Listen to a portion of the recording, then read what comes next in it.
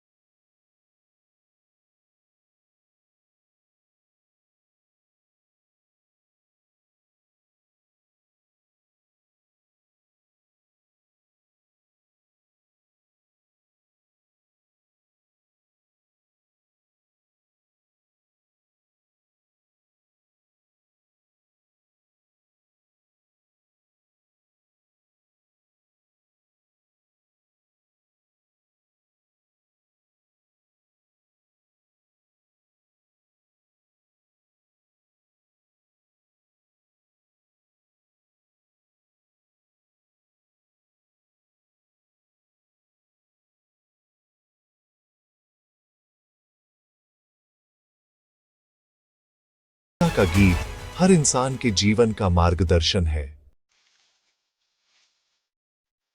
गीता का सबसे बड़ा संदेश है निष्काम कर्म। अपना काम पूरी लगन से करो, लेकिन फल की चिंता मत करो।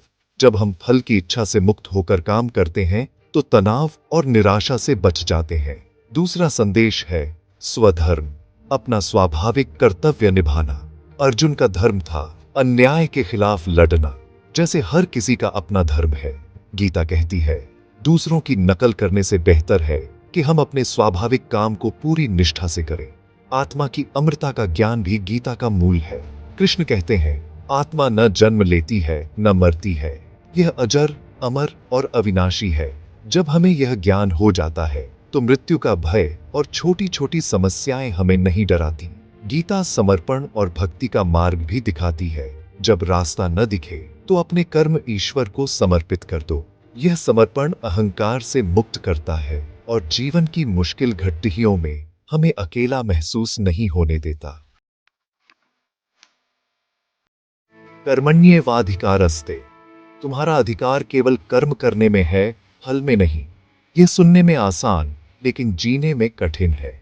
हम अक्सर परिणाम की चिंता में उलझ जाते हैं, छात्र परीक्षा में, व्यापारी सौदे में। यही चिंता हमारे दुख का कारण है। जब हम परिणाम से जुट ही जाते हैं तो काम में मन नहीं लगता और असफलता पर निराशा घेर लेती है। गीता कहती है सिर्फ अपने काम पर ध्यान दो, पूरी ईमानदारी से। परिणाम चाहे जो हो, संतुष्टि मिलती है कि हमने अपनी तरफ से कोई कमी नहीं छोड़ी। उदाहरण, नौकरी के इंटरव्यू में आपके हाथ में है तैयारी, आत्मविश्वास, समय पर पहुंचना। नौकरी मिलना या न मिलना आपके हाथ में नहीं। यह सिद्धांत आलसी बनने के लिए नहीं, बल्कि कर्म को सही दृष्टिकोण से करने के लिए है। कर्म करना हमारा धर्म है, लेकिन अहंकार से मुक्त होकर। जब हम खुद को केवल एक माध्यम मानते हैं तो तनाव और चिंता से मुक्त हो जाते हैं।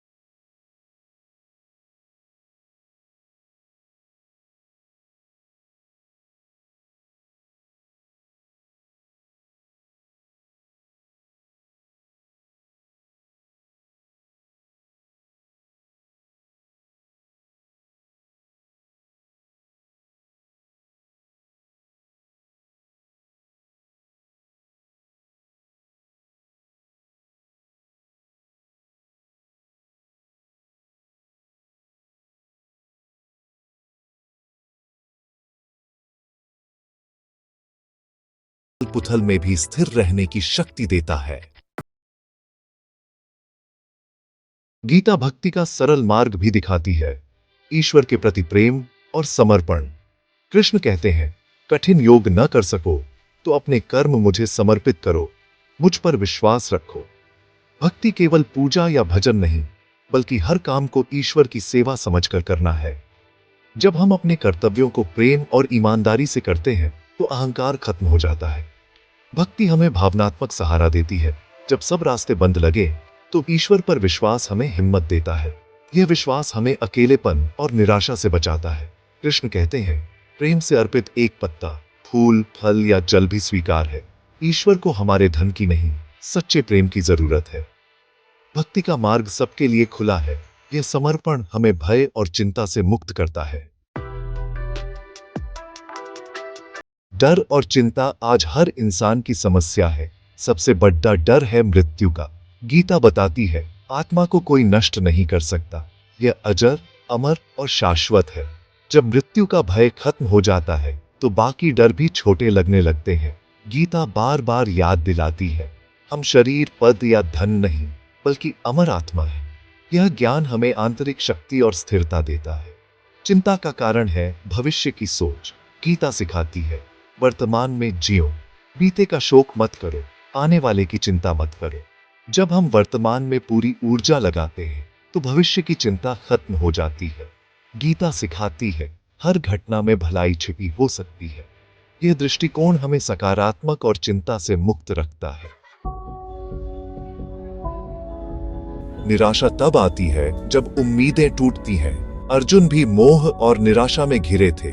गीता हमें इससे बाहर निकलने का रास्ता दिखाती है। कृष्ण समझाते हैं, सुख दुख सर्दी गर्मी की तरह आते जाते हैं। जो इनसे विचलित नहीं होता वही स्थित प्रज्ञ है। स्थित प्रज्ञ बनना भावनात्मक रूप से मजबूत बनाता है। हम बाहरी परिस्थितियों के गुलाम नहीं रहते। मोह त्यागने का मतलब है प्रेम करो लेकिन बिना आसक्ति के। हर व्यक्ति अपनी यात्रा पर है। हम किसी को नियंत्रित नहीं कर सकते। बिना अपेक्षा के प्रेम करने से निराशा नहीं होती। हम कर्तव्य निभाते हैं लेकिन दूसरों के निर्णय से अपनी शांति नहीं खोते। दृष्टिकोण बदलना जरूरी है। समस्या पर नहीं, समाधान पर ध्यान दो। गीता बद्धी तस्वीर दिखाती है, हर रात के बाद सुबह होती है। आशा और कर्म का सूरज निराशा के अंधेरे को मिटा देता है।